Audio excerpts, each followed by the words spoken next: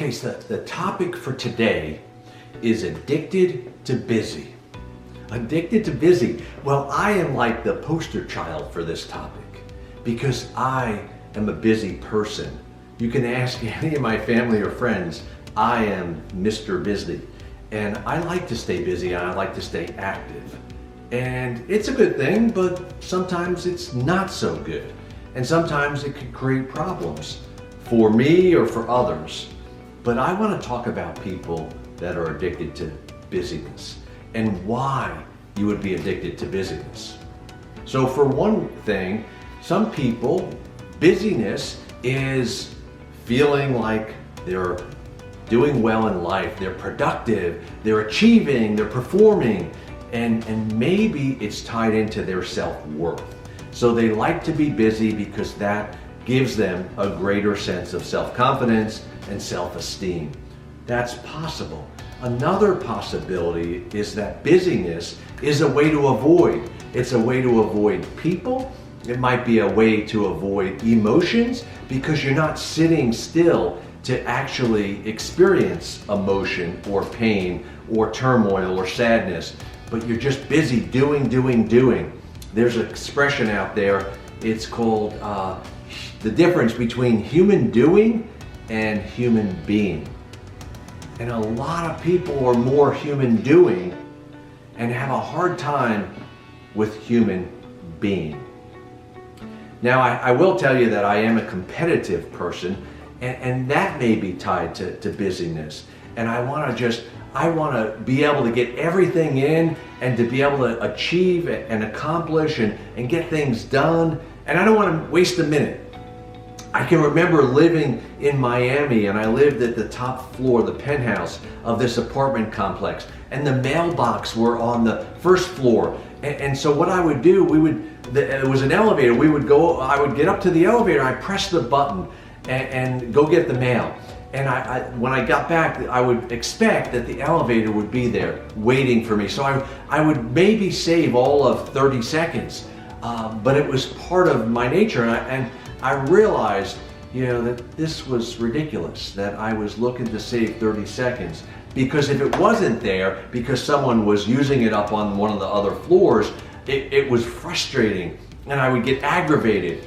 And that's the kind of thing that, that busyness can do to you, or competitiveness, or wanting things to go a certain way.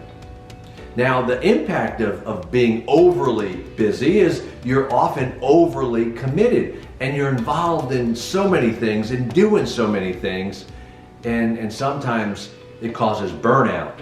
Sometimes it causes health problems. Sometimes it causes anxiety and anger and irritability.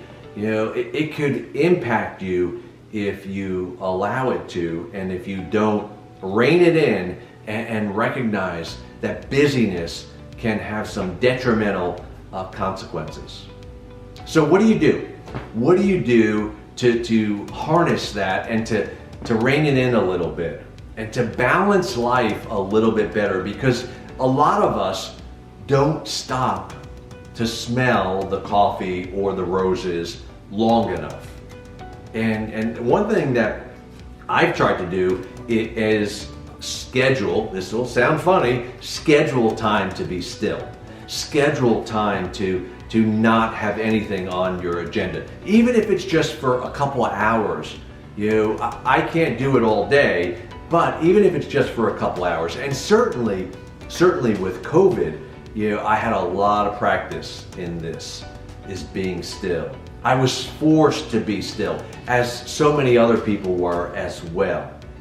But being still might mean not doing something physically, it might mean not doing something, mentally, or engaging in some type of activity. So be intentional about scheduling time to be still and change your mindset, because some people grew up, and I was one of those individuals, that if you were still too long, you were called lazy, you were non-productive, and I was told as a kid that working is a good thing. That's not a bad thing, and I do have a strong work ethic.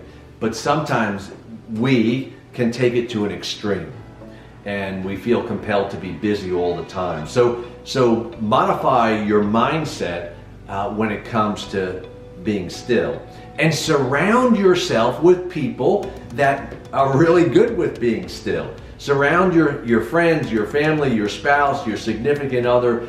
Be with people that maybe can balance you out a little bit better.